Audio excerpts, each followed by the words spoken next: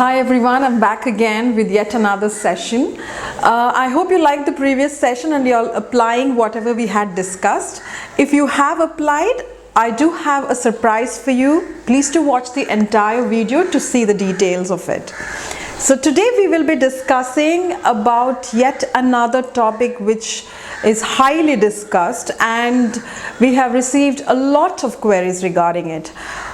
What we get to hear is that everyone is ready to make a timetable, they are ready to study, but the moment they sit down to study and they open their books, they fall asleep. This is not something new, but this has been happening from eternity, as in most of us are not able to study or read a book for a real long time because we end up sleeping. But there is a solution for this. There are a few tips that we can follow to overcome this. So today we will be discussing about how we can avoid sleeping while studying. Okay, so the first point and the most important point is our diet, as in our food intake. So what do you all generally eat? See, in Indian households, there is lot of usage of ghee, oil, spice. So a heavy meal is given to all of us. That it is considered to be the measurement of love, as in the more ghee you give to your child, the more spicier and yummy food that you give to your child is the measurement of love. That's how we have been going through, or we have been following.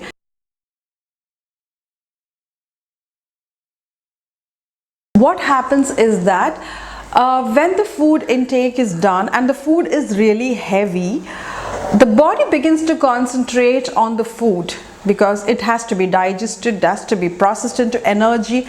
So the concentration goes to the food that you have had. So while the body is concentrating on that, you feel very drowsy, you feel sleepy because it's too heavy for you to handle. So we need to concentrate on the kind of food that we eat. So there are foods that would boost memory and that would aid you while you're studying. That I will do a separate session altogether. But my tip would be consume more of vegetables, fruits and nuts during this time, because it wouldn't take too much of time in the digestion process, and we wouldn't eat too much in quantity, because when it comes to vegetables, anything that's healthy, students generally do not like it too much. So the exact amount of intake happens. So there is no bulk intake of food, because if it's a biryani, if it's a paratha, there is a lot of intake that happens voluntarily or involuntarily because of the taste. They end up consuming a little more of food. So make it a point not to have too much of food, and especially the spicy and the rich ones. Try to stay healthy during the time while you are getting ready for your examination. So after food, the second important point is the place you decide to study. It is very nice and you feel comfortable and happy to lie down on your bed next to your cozy pillow. Probably you have a lot of stuffed toys and you open the book and you read and you cuddle the pillow and you doze off. So please get off that bed and sit on the chair so that you do not feel very cozy and comfortable and go off to sleep. So now during your preparation time, as in before the examination, what is important is concentration, which is accompanied by relaxation. You do not have to be too tensed and you lose out on your relaxed state of mind, and at the same time you should not be so relaxed that you lose your concentration. Okay, so when you decide to study, sit on the chair and see that the lighting is perfect. It shouldn't be dim lights, or the lighting is not appropriately fit wherein you see your own image on the book and again it is dark and you see your image, your shadow, you feel you have a headache and you go off to sleep. See, we just need reasons to go off to sleep, because one of the most important reasons that follows these two is lack of interest. Who wants to study for the examination? Most of the students are not really interested to study. Maybe it's because of the education system that is there right now, but I do not want to comment on it and divert from the topic. So coming back to today's topic, there is already lack of interest to study. So when all these things hinders or comes in between, you are all set to sleep. So this is what happens. So once you decide on having the right food, deciding the right place with the right lighting facilities, you have to keep in mind about drinking adequate water. There is a small trick in it. It is not just keeping you hydrated. What happens is that the more water you drink, you will make frequent trips to the restroom, and that's how you're not going to be sleeping. So you need to have a bottle of water right next to you, sip in your water, study, and you will be making trips to the restroom. So that doesn't bring in the sleepy feeling or feeling to go to bed, or shift from the chair to the bed. All that wouldn't come in, because you are studying. It's time to make a trip to the restroom. You come back again, you study. So it goes on like that. It works as a stopgap arrangement, as in you have something to do in that gap, so you are moving around.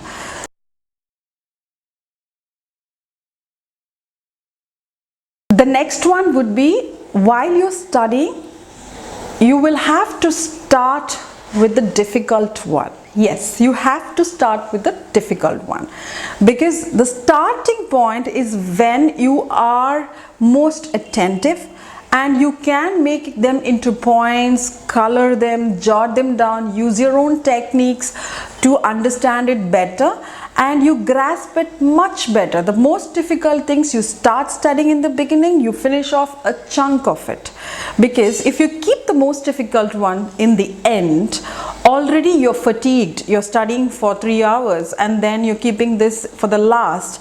You're already tired and you cannot understand anything, because the answer is already difficult, the content is difficult, and you are sleepy. Neither will you get ideas to cut short, or tricks to memorize, or tricks to remember. So it is always advised that you start off studying with the difficult one. Another important point is not to study continuously. Even in the previous video I said you're not supposed to be reading continuously. What happens is that you are tired, you feel like sleeping. No, what you need to do is, during that time, is you need to get up, just walk around. You have your phones, which needs to be switched off. That is another point that we'll talk about later. So you can look into your phone, come back, and then if you're really sleepy, you can have a power nap. Now this power nap is not 1 to 2 hours. It is just 15 to 20 minutes of power nap. So it is more like how you reset your system. So your system is ready again to concentrate on something new. So 15 to 20 minutes of power nap is fine. So next one, the most important one. I get to hear a lot of people say, get off your social media accounts, do not touch your phone. I'm a little different in this. What I feel is, you need to have it with you, as in not completely, you need to have access to it. What you can do is, once you're tired and you're sleepy, you can switch on the phone, which needs to be switched off while you start studying. So you switch on the phone, look at your group conversations, see what your friends are doing. You want to know something about others, you want to know something about everybody. Do all that in your gap. As in, you study for an hour, you switch on your phone, you see what is happening, and you switch that off. Come back, sit down calm for at least 2 minutes, push all of it out and look into your book and start studying again.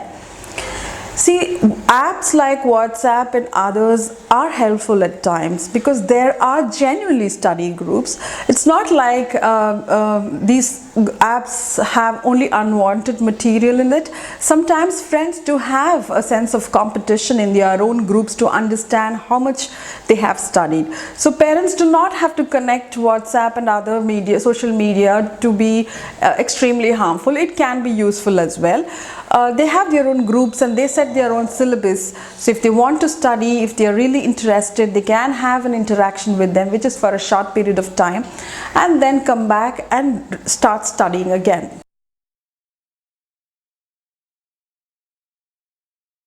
If you you are a person who is always sleepy, as in you start off sleepy itself and you really don't know how to study, so you might be watching this video and saying, it's not like that, I'm always sleepy, it's not just I open my book and I fall asleep.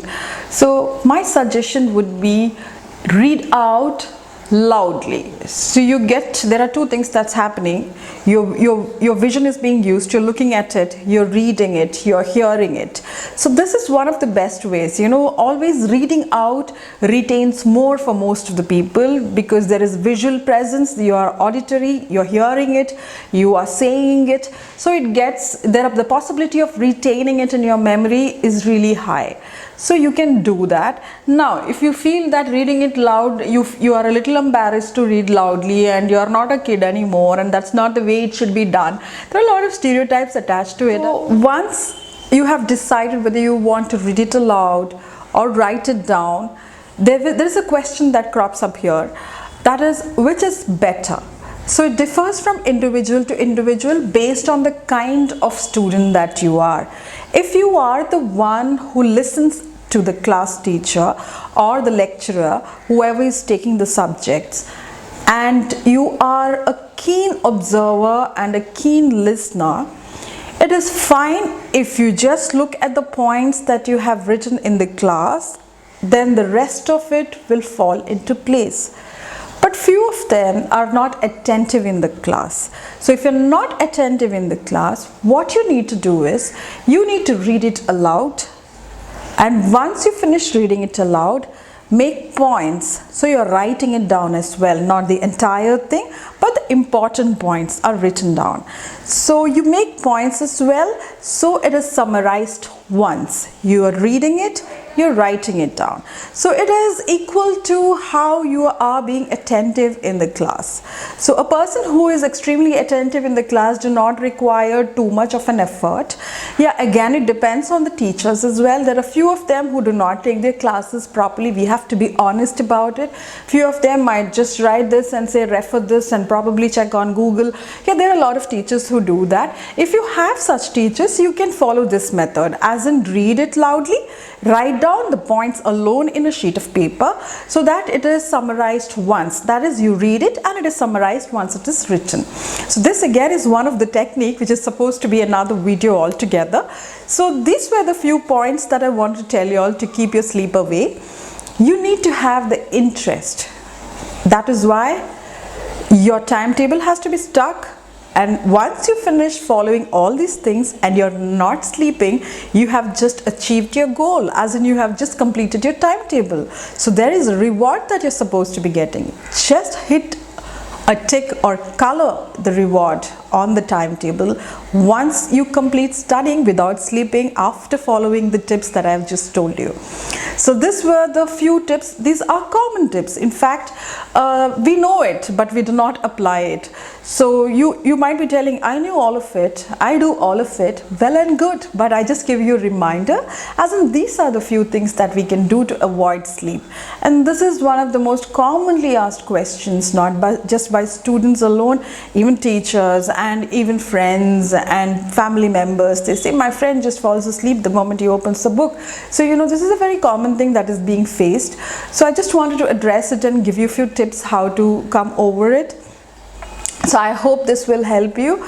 So what I told you earlier, so there is a surprise for you. So if you have been following our video and if you have already created your very creative timetable, we would like to have a look at it. So you can please take a picture of it and put it in the comment box below, and we will be selecting one of them and you will be getting a surprise gift from us. So you please to take a picture of it and put it in the comment box. If you think this video was good, then please to like the video, and if you think it would benefit someone else, please do share. And if you want more such videos, please hit on the subscribe button. So I will be back again with more details related to examination. I hope you will be following whatever has been exchanged from me to y'all. So I wish you all a happy time studying, and I'll come back again to talk to y'all. Thank you.